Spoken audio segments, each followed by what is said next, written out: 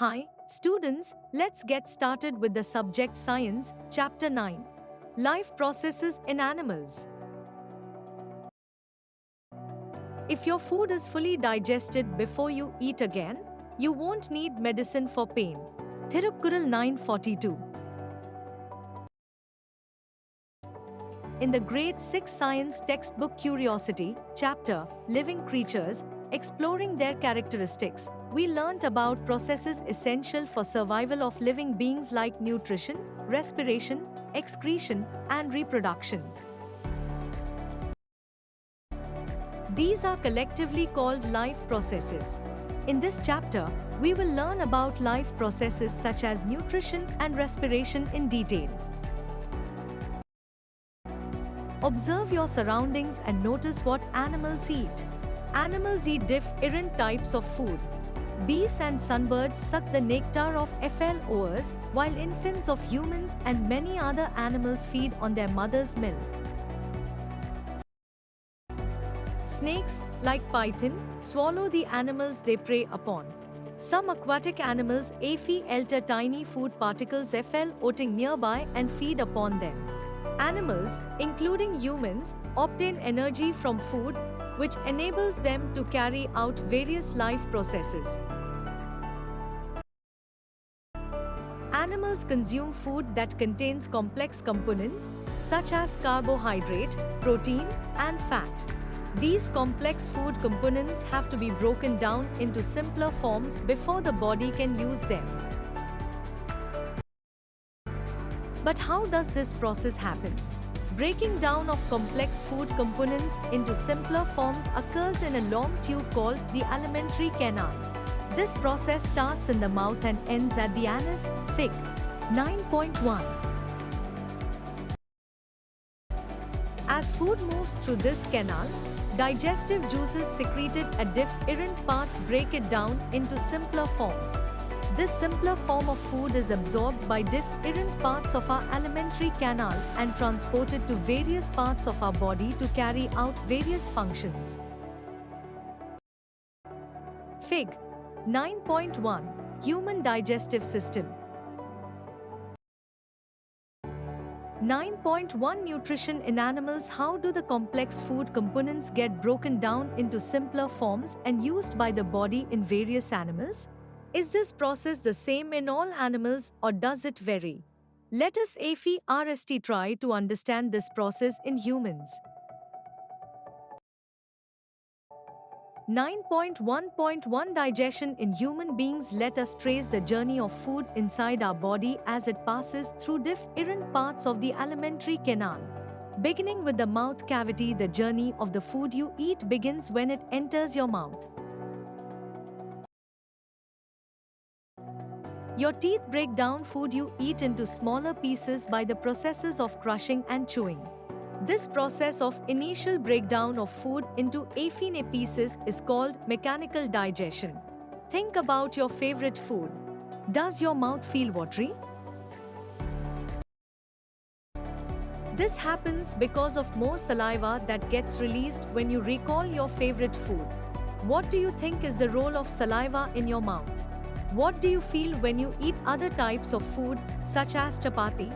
Let us find out. Take a small piece of chapati or a bite-sized portion of boiled rice and chew it properly for 30 to 60 seconds. At first, the chapati or rice has its usual taste, but as you continue chewing, do you notice a change in taste? The food begins to taste sweet. Have you ever wondered why this happens? Chapati or rice contains starch, which is a type of carbohydrate. Our saliva contains a digestive juice that helps break down starch into sugar. This explains why starchy food, like chapati, tastes sweet when you chew it for a long time. Saliva helps to break down components of food into simpler ones. Science and society. A healthy mouth requires good oral hygiene.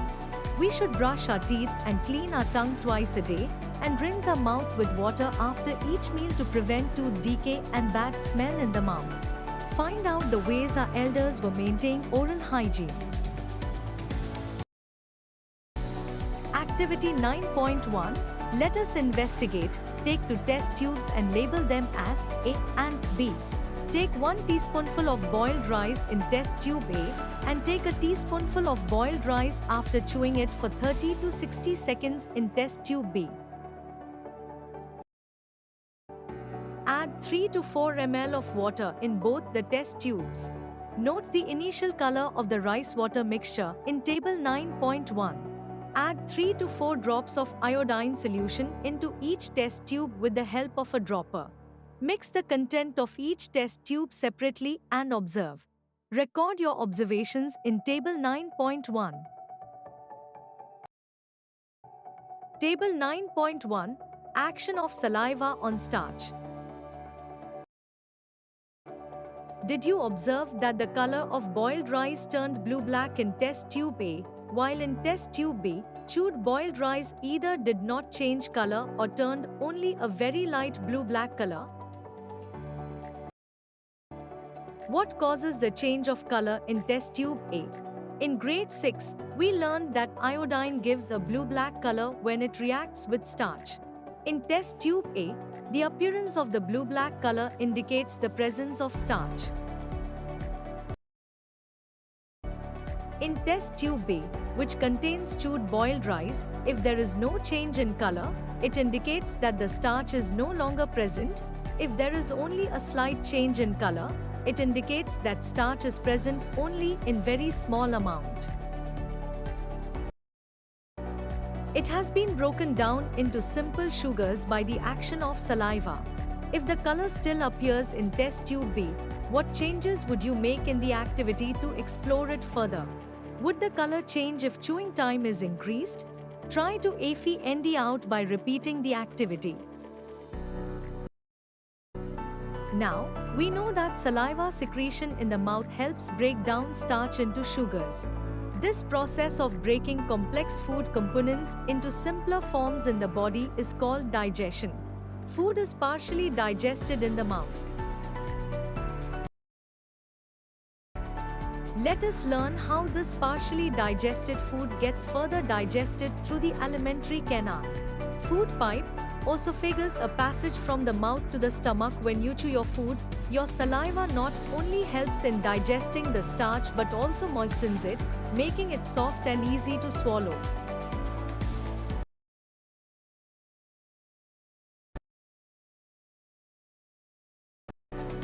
Fig. 9.2. Movement of food in the food pipe. The walls of the food pipe gently contract and relax in a wave-like motion to push the food down into the stomach. This movement takes place throughout the alimentary canal and pushes the food forward.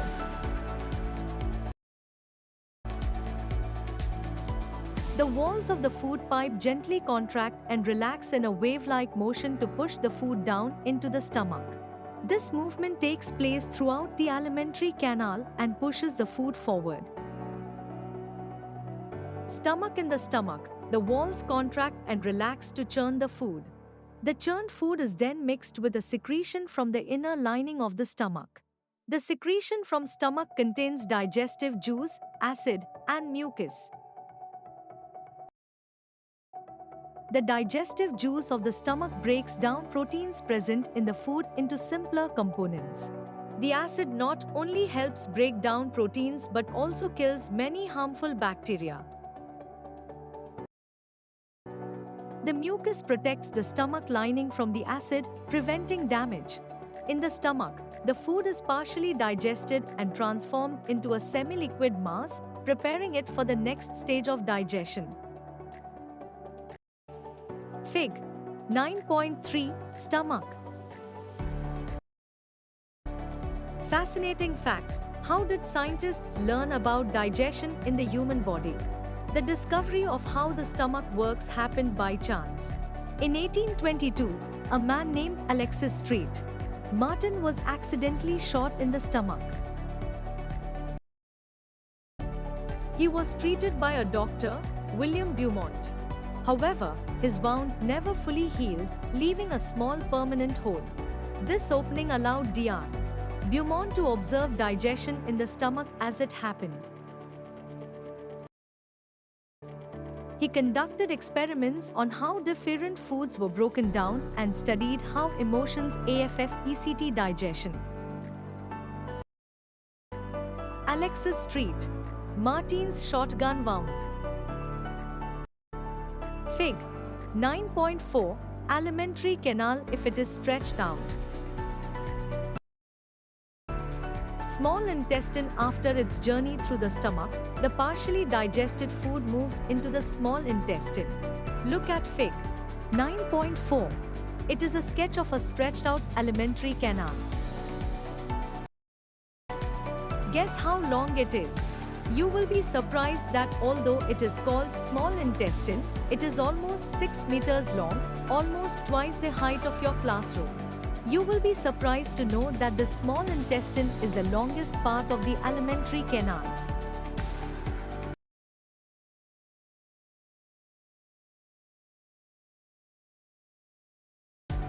The small intestine receives digestive secretions from 3 sources: the inner lining of the small intestine itself, and 2 more structures associated with the alimentary canal, the liver and the pancreas. Fig.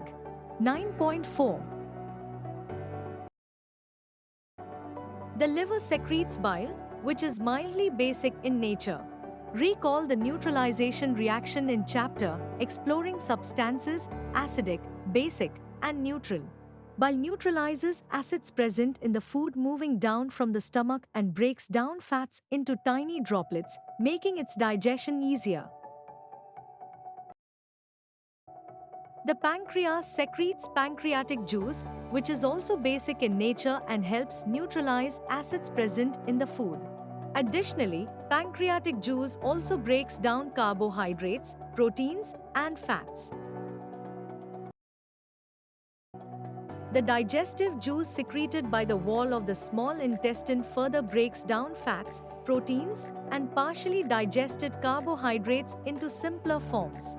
The digested nutrients pass on from the small intestine into the blood present in blood vessels found in the walls of the small intestine. This process is called absorption of nutrients. How are these nutrients absorbed from the small intestine? The inner lining of the small intestine is thin and has thousands of finger-like projections, Fig. 9.5, that increase the surface area for efficient nutrient absorption. These finger-like projections allow the digested nutrients to pass into the blood, which carries them to different parts of the body. These nutrients provide energy, support growth and repair, and help the body function properly. Fig. 9.5 Inner lining of the small intestine. Science and society. Celiac disease is a condition in which the body reacts to gluten, a protein found in wheat, barley, and rye. This reaction damages the inner lining of the small intestine when nutrients are absorbed. As a result, the intestine cannot function properly. The only way to manage celiac disease is to avoid foods that contain gluten. Millets like jowar, bajra, and ragi are good alternatives because they are naturally gluten-free. Large intestine. After most of the nutrients are digested and absorbed in the small intestine, what happens to the undigested food? It moves into the large intestine. The large intestine is about 1.5 meters in length. It is shorter than the small intestine. Then why is it called the large intestine? The reason is that it is wider than the small intestine. The large intestine absorbs water and some salts from the undigested food, thus making the waste semi-solid. This semi-solid waste is called stool. The stool is then stored in the lower part of the large intestine, called the rectum, until the body is ready to get rid of it. Eating fiber-rich foods like fruits, vegetables, and whole grains helps the large intestine function properly by making the stool easier to pass. Finally, it is expelled through the anus, a process known as egestion. This is how your body removes the waste it does not need, keeping you healthy. Isn't it fascinating how the digestive system works, absorbing nutrients from food and eliminating waste? Fascinating facts: the large intestine contains various small living organisms, such as bacteria, that help in digestion. They help in keeping our digestive system healthy. They break down undigested food, especially aphibry, and produce essential nutrients. Fiber-rich food, and especially fermented foods like curd, buttermilk, shrikhand, kanji, pickles, gundruk, and poita bhat, are good for a healthy digestive system and overall well-being. Science and society: the importance of digestion in maintaining good health has been recognized for centuries. The Charka Samhita, an ancient Ayurvedic text, highlights the role of easily digestible foods and the judicious use of spices like ginger, black pepper, and cumin to enhance digestion. Advances in science in the area of nutrition also emphasize eating meals at proper timings, practicing mindful eating, and avoiding overeating as key factors in maintaining digestive health. 9.1. Do all animals digest food the same way as humans do? I have seen cows keep chewing the food even when they are not actively grazing or eating anything. Why?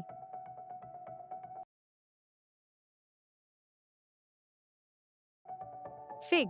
9.6. Digestive system of a ruminant.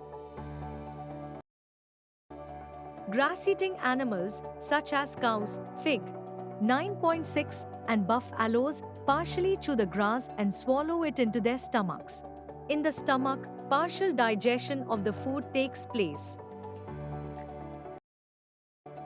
The partially digested food is brought back to the mouth for gradual chewing. This process is called rumination, and these animals are called ruminants. A cow spends about 8 hours a day just chewing the food. The thoroughly chewed food again passes down the alimentary canal for further digestion. Fig. 9.7. Digestive system in birds. Birds do not have teeth, but they have a chamber called a gizzard. Fig. 9.7. Food is broken down by the contraction and relaxation of the walls of the gizzard, often with the help of grit, small stones that the birds swallow.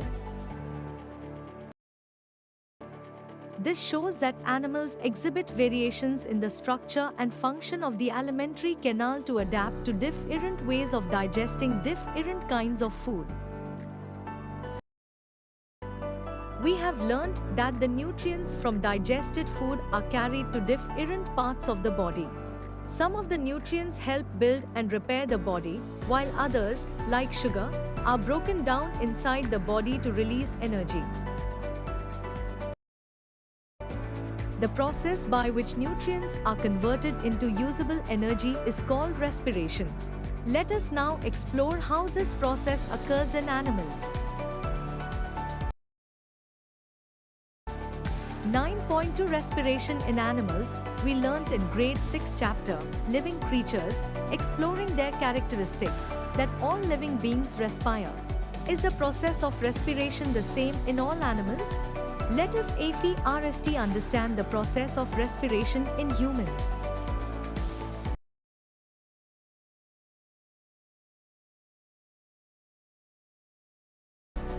Nine point 2.1. Respiration in humans. You know that we breathe in, inhale, and breathe out, exhale, air continuously to obtain oxygen and release carbon dioxide. How is this oxygen used in the body? Are breathing and respiration different?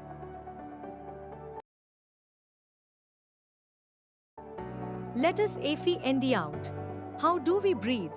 The process of inhaling and exhaling air is called breathing.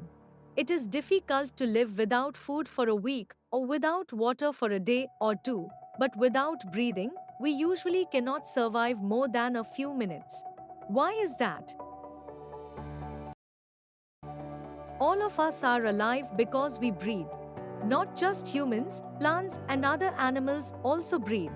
But how do we breathe?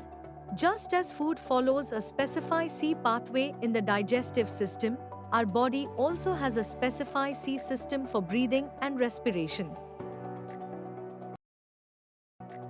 This system is called respiratory system. The respiratory system consists of various parts as shown in Fig. 9.8. In this system, the exchange of gases follows a specified C pathway. The pathway through which the air is inhaled and exhaled involves various parts of the respiratory system assisting in the process of breathing and respiration. Fig. 9.8. Human respiratory system. The respiratory system begins with a pair of nasal openings called nostrils through which we inhale and exhale air. Fig. 9.8.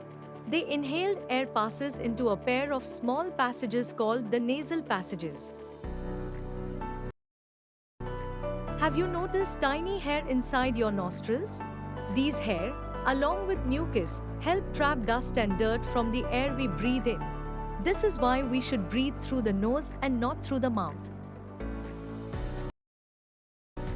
From the nasal passages, the air reaches our lungs through the windpipe. The windpipe forms two branches, which enter the two lungs. In the lungs, these branches further divide into smaller and affinate branches that end in small balloon-like sacs called alveoli. Fig. 9.8. Our lungs are protected by the rib cage. Rib cage, left lung, right lung, diaphragm, windpipe, alveoli, nostrils.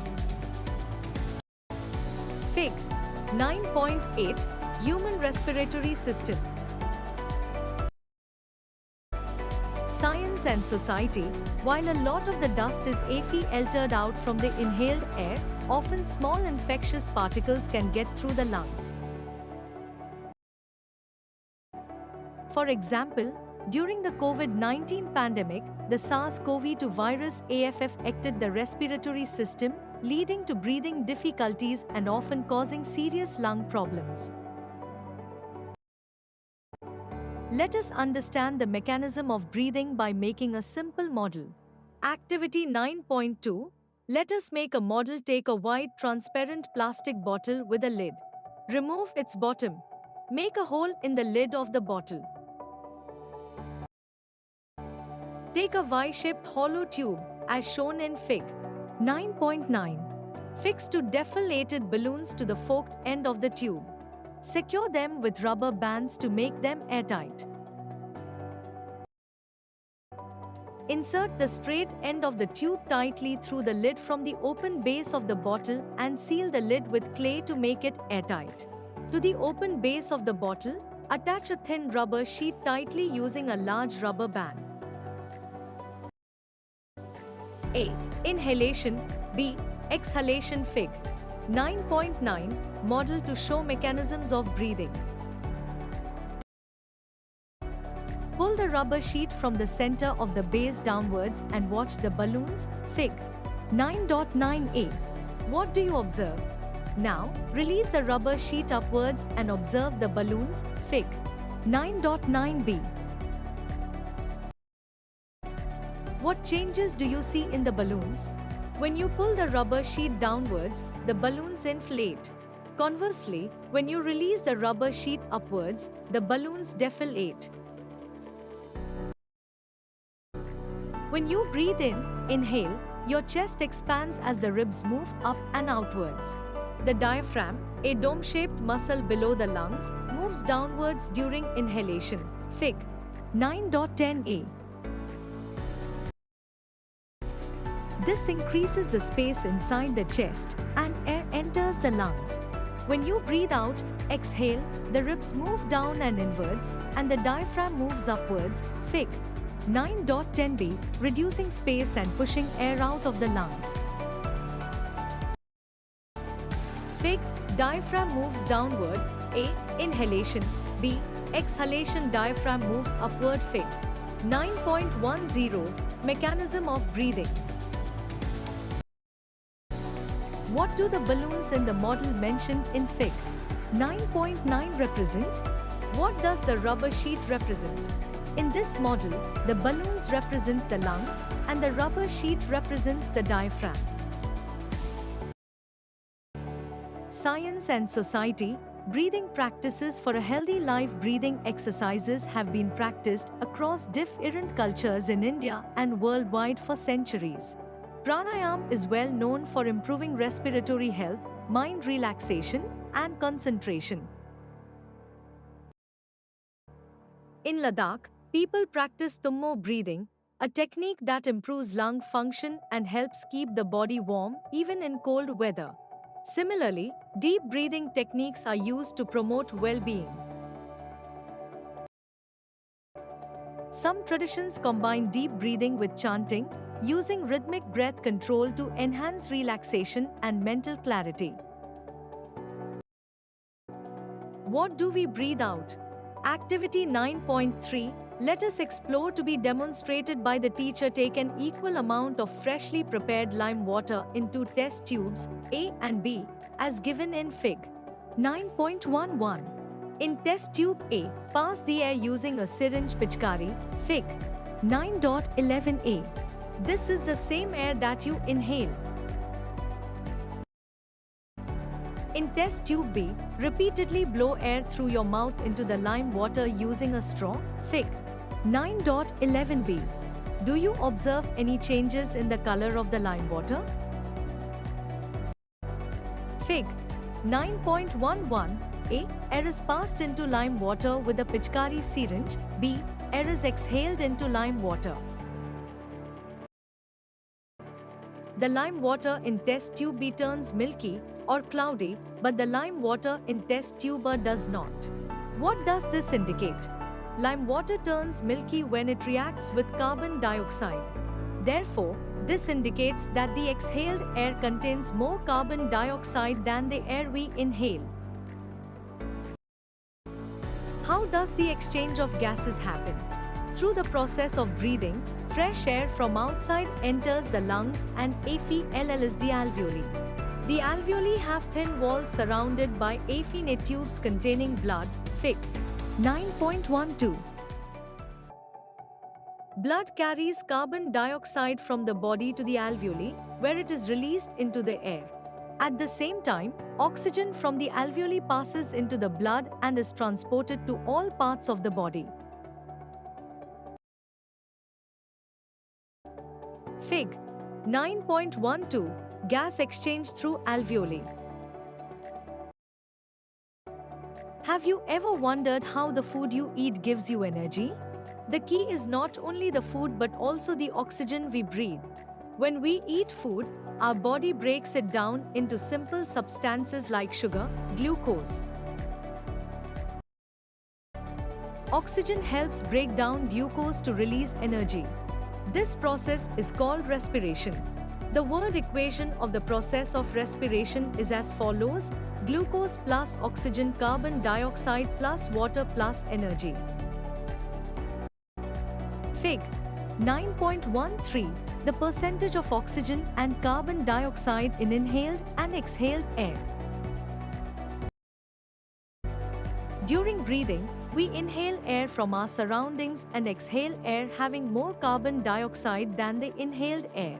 Note that not all the oxygen is used up. Fig. 9.13. Some other animals can use a larger fraction of the oxygen during respiration. This exchange of gases ensures that each segment of our body gets oxygen to produce energy and remove waste products.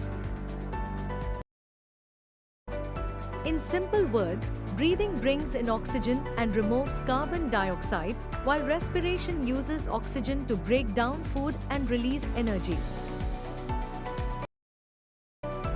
This energy helps us walk, run, play, and even think.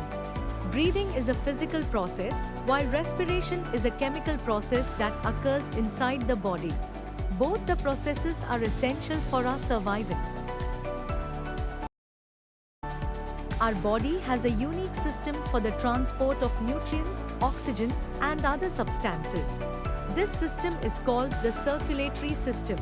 It includes the heart, blood, and blood vessels. The heart pumps blood through blood vessels, ensuring the transport of nutrients, oxygen, and other substances to all parts of the body, while waste products are carried away. Science and society. Smoking is extremely harmful to health. It damages the lungs and increases the risk of serious diseases, including lung cancer and other respiratory illnesses. It leads to persistent coughing and frequent infections. In addition to harming the smoker, smoking releases toxic chemicals into the air, putting others at risk. When non-smokers inhale this polluted air, they experience passive smoking, which can be especially dangerous for children, pregnant women, and the elderly. Due to these risks, avoiding smoking helps protect both personal health and the well-being of those around us. 9.2. Do other animals breathe the same way as humans do? You have learned that different animals live in different habitats. You may have observed birds flying and a fish swimming. How do they breathe? Animals such as birds, elephants, lions, cows, goats, lizards, and snakes breathe through their lungs. Although all these animals have lungs, the structure of their lungs are quite different. Most aquatic animals like a fish have specialized structures known as gills. Fig. 9.14. These are richly supplied with blood vessels. The exchange of oxygen and carbon dioxide between the blood and the gases dissolved in water takes place across the gills. Amphibians, like frogs, live both on land and in water. They use different body parts for breathing at various stages of their life. For example, tadpoles breathe through gills, while adult frogs use lungs for breathing on land and skin for gas exchange when they stay in water. This adaptation helps them survive both in water and on land, showing how animals have adapted over time to different environments. Earthworms use their moist skin for the exchange of oxygen and carbon dioxide. Fig. 9.14. Breathing body parts in a FSH. 9.2. Do other animals breathe the same way as humans do? You have learned that different animals live in different habitats. You may have observed birds flying and a fish swimming. How do they breathe? Animals such as birds, elephants, lions, cows, goats, lizards, and snakes breathe through their lungs. Although all these animals have lungs, the structure of their lungs are quite different. Most aquatic animals like a fish have specialized structures known as gills. Fig. 9.14. These are richly supplied with blood vessels. The exchange of oxygen and carbon dioxide between the blood and the gases dissolved in water takes place across the gills. Amphibians, like frogs, live both on land and in water. They use different body parts for breathing at various stages of their life. For example, tadpoles breathe through gills, while adult frogs use lungs for breathing on land and skin for gas exchange when they stay in water. This adaptation helps them survive both in water and on land, showing how animals have adapted over time to different environments. Earthworms use their moist skin for the exchange of oxygen and carbon dioxide. Thus, different animals have different breathing mechanisms to suit their unique habitats. Apart from the digestive system, the respiratory system, and the circulatory system, there are other systems which work in coordination with each other in the body and perform different functions to sustain life. You will study about them in higher grades. In a nutshell, life processes such as nutrition, circulation, respiration, excretion, and reproduction are essential for the survival of living beings. These processes are collectively called life processes. The human digestive system consists of an alimentary canal which includes the mouth, esophagus, stomach, small intestine, large intestine, and anus, and its associated parts, the liver and the pancreas. The digested food is primarily absorbed through the walls of the small intestine. The nutrients absorbed are distributed through the blood to different parts of the body where they are used for performing various functions. The large intestine absorbs most of the remaining water and some salts from the undigested food. Grass-eating animals such as cows and goats are called ruminants. They chew the food partially and swallow it. Later, the partially digested food is returned to the mouth, and the animal chews it thoroughly. Breathing involves the movement of air into the lungs, inhalation, and out of the lungs, exhalation. The exchange of oxygen and carbon dioxide occurs in the alveoli of the lungs. Respiration uses oxygen from inhaled air to break down glucose into carbon dioxide and water. The process by which nutrients are converted into usable energy is called respiration. The circulatory system transports nutrients and oxygen to all parts of the body. It includes the heart, which pumps blood through blood vessels, delivering oxygen and nutrients while also removing waste from the body.